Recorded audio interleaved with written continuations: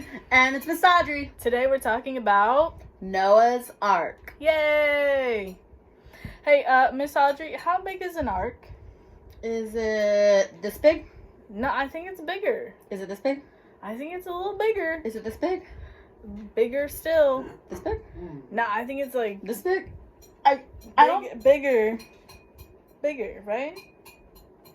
I think so. It's huge. I think it might be this big. That's not even how big it is, dude. Well, bigger, you know, because Bigger. this is a book. It's a tiny baby picture. Yeah, look.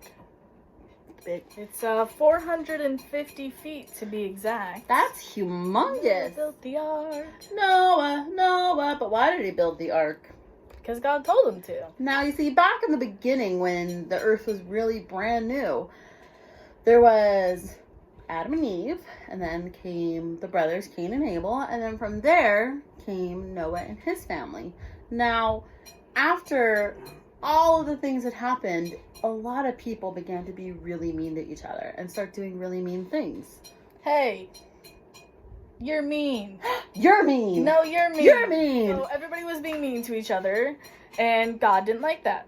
So he wanted to send a flood to flood the whole earth to get rid of all the people. This basically meant that he was cleaning out the entire planet to start everything brand new all over again because he wanted everything to be perfect.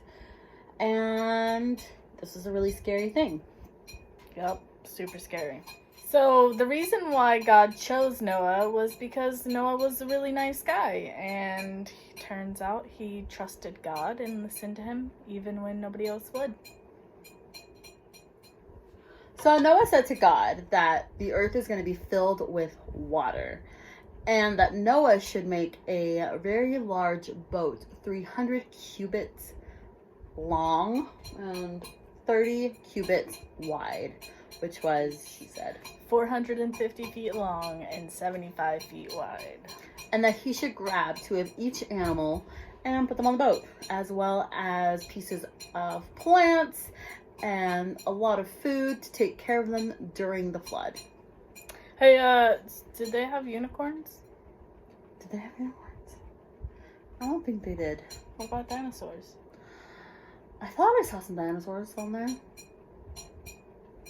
And Dragons. Ooh. Ooh, if they had a dragon on the ark, that would be really cool. I don't know how that would work out though, because it was made of wood. So True.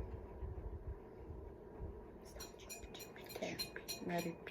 So Noah did just that. He began to build a giant boat that would be big enough to hold every kind of animal, every kind of plant, so much food, and his family. He also began to warn the people in his village, hey, there's a big flood coming, you guys better get ready. And everybody thought he was cuckoo. Hey, there's a flood coming. You're nuts. There's a flood. There's a flood. You're gonna. So God also told him that it was going to rain for 40 days and 40 nights, and to make sure that everybody was safe on his boat. So when Noah was really, really old, the rain started coming down and filling up the earth. So when the rain came, Noah grabbed his entire family, 2 of each animal, the food that they would eat, pieces of plants, as much stuff as he could get, and filled the boat up. And the rain started to flood. And it just rose and rose and rose until it got so high that there was nothing left but water. It was even higher than the mountains. Higher than the Empire State Building. It was pretty high. Everything on earth died. Every other man, woman, every other plant, every other animal that wasn't on the boat, everything died. It was all gone. There was nothing left. So God did promise that it was going to rain for 40 days and 40 nights, and it did. But it actually was flooded for 150 days. That's kind of like how we're all stuck inside from March to now. Wow. So every day Noah would send out the raven and the dove to look for dry land. But because they were flying everywhere and they couldn't find any dry land, they would get tired and they would fly back to the boat, which told Noah that they couldn't find any. So he kept doing it. And one day, the dove flew back with a little olive branch hanging out of its beak. This meant that the dove had managed to find dry land. So, on this day, Noah opened up the boat. He saw that there was some dry land, and God told Noah to take him and his family and get the animals and bring them out of the boat so that they can go walk across the earth again.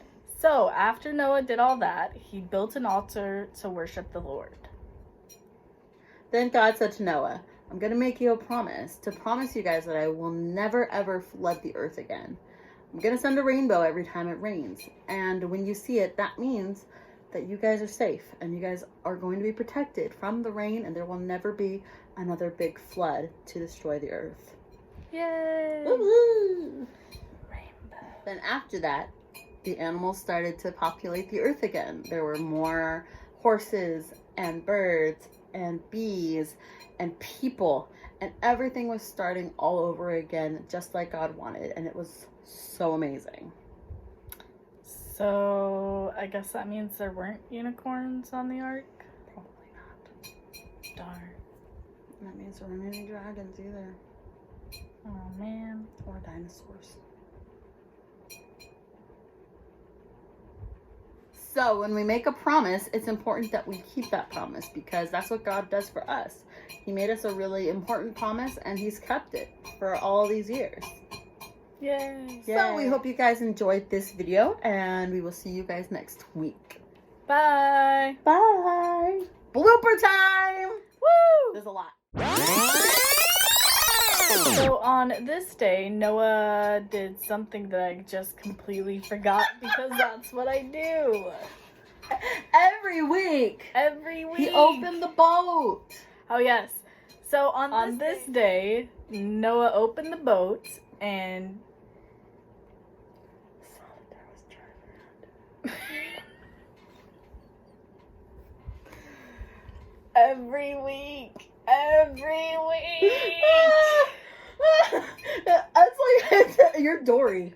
You have Dory moments. It's like every time we say something, you start and then it looks like you're gonna do it, and then the next thing you're like, there's nothing going on. "Hi, I'm Dory. I have short-term memory loss." That's me too, but.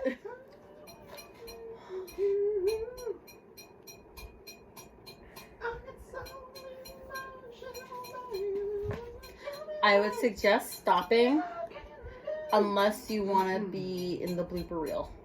Okay, there you go.